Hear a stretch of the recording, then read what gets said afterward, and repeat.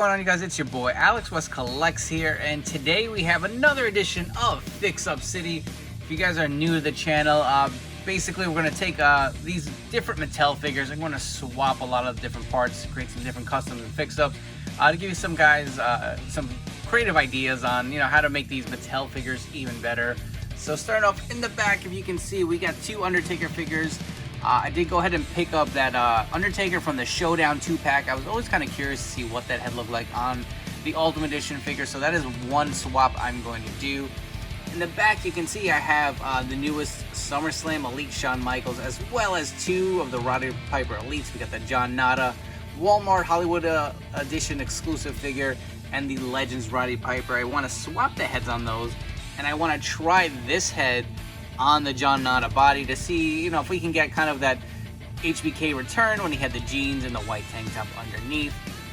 Additionally, I did get this basic Baron Corbin. I want to swap that head with a Vince McMahon figure. I want to see how that turns out and see if we can make this kind of a more Attitude Era custom Vince McMahon, where he used to wear that tan suit all the time. Ric Flair, I did buy this for the t-shirt. I wanted to throw it on my Horsemen to kind of complete the stable, so I did go ahead and grab 3 additional.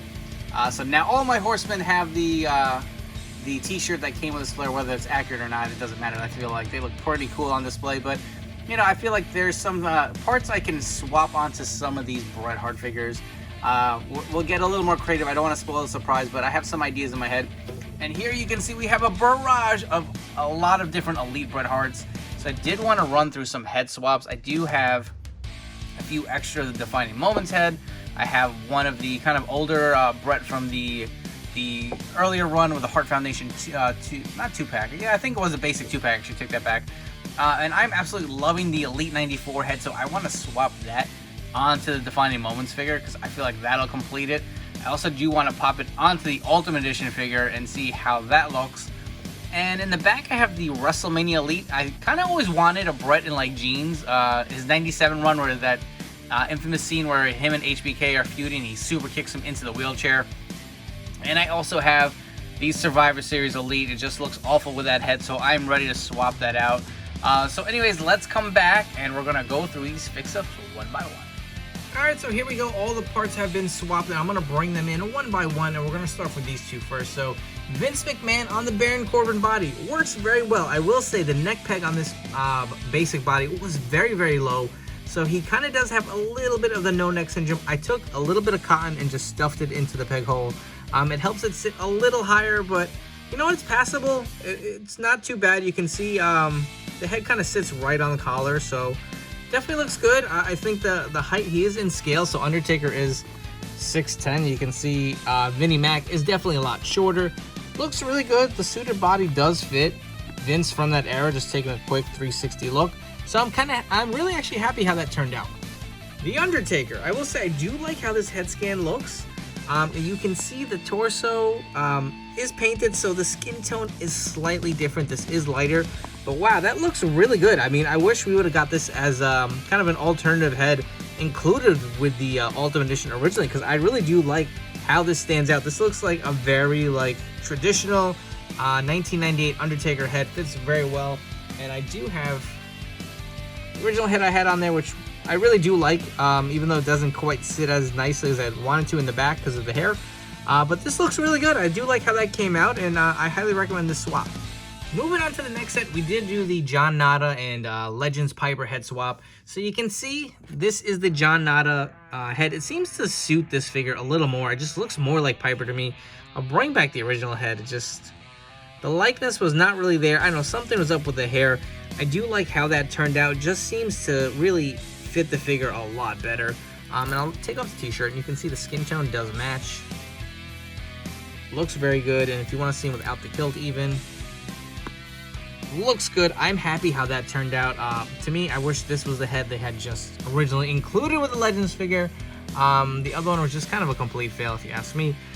And the Shawn Michaels head, it doesn't really work, if you ask me. It sits a little high, and I'll bring it in a little closer. You can see the skin tone doesn't really match at all.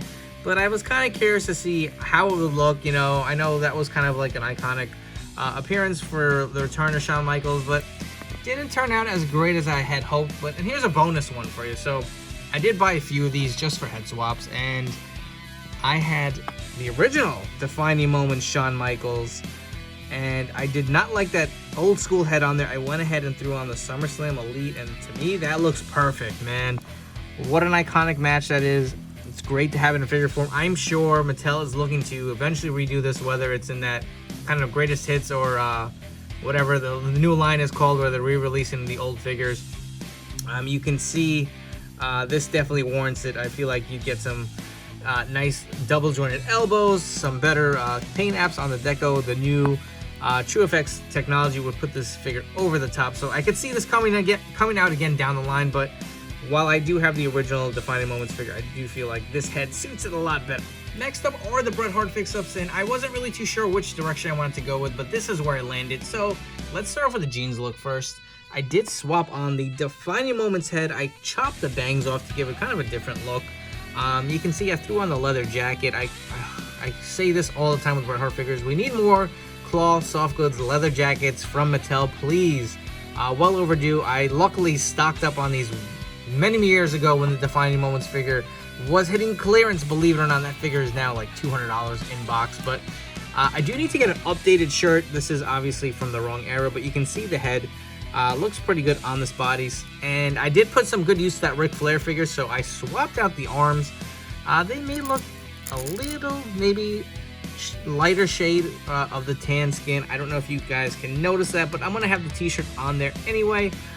Instead of me, wasting some good, probably fix-up arms down the road I could use on another Bret Hart that had the pink wrist tape, I went ahead and swapped the Ric Flair arms on there. I feel like it fits it pretty well, and kind of completes the look to give him more of that street gear, completed look from 1997. Definitely will be going to Threadhead and seeing if I can get a more accurate era Bret Hart shirt, but that looks pretty damn good if you ask me. Here, what might be my favorite new figure, the Defining Moments Bret Hart, head swapped out with the Elite 94. Looks fantastic. When I reviewed the Elite 94 figure, I said, the head scan looks good. I think the Defining Moments head may be my favorite still. You know what? It really has grown on me, especially with these new shades, and I think this is my new favorite Bret Hart head. I know people have their opinions, but I really dig it. I think it really suits the era and kind of completes the look. This looks so damn good. This is my favorite Bret Hart gear, the all black. I really wish we could get this in like an Ultimate Edition kind of redone. But able to swap the head, I feel very simple, but puts the figure over the top. Really like how that came out. And the Survivor Series Elite, again, one of the ugliest Bret Hart heads we've ever received. I was able to swap out the Defining Moments head on there. These are custom decal glasses. You can get them from Bret Hart Dungeon on Instagram. Hit him up. He is selling them. And it really completes the head, the body, the figure, versus that old man face that just did not suit it well. And you can see the difference with the Bret Hart head with the bangs versus the no bangs.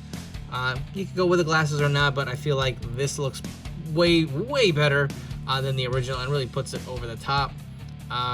Again, still not the perfect Bret Hart heads, but it is what it is for now. This is what we got to work with, and we're going to make it work.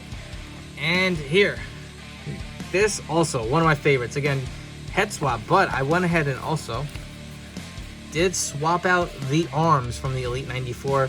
So they do have, if I can get the elbow pad down, they do now have the double jointed pinless elbows. I know the Bret Hart Ultimate Edition Series 2 did have the double jointed elbows, but now they are pinless. So I went ahead and swapped out the arms, swapped out the head, and to me, this really makes it more complete.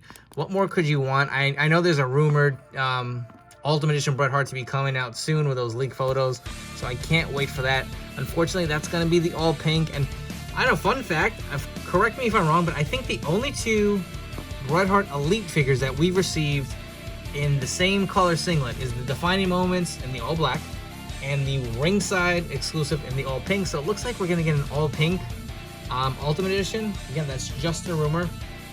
But in case you were also wondering, so I did throw on one of the Ultimate Edition heads on the Elite 94 figure. I did not want this to go to waste. So you can see there are many options for Bret Hart. And I know I said I had a surprise, so this is something you may like, you may not like.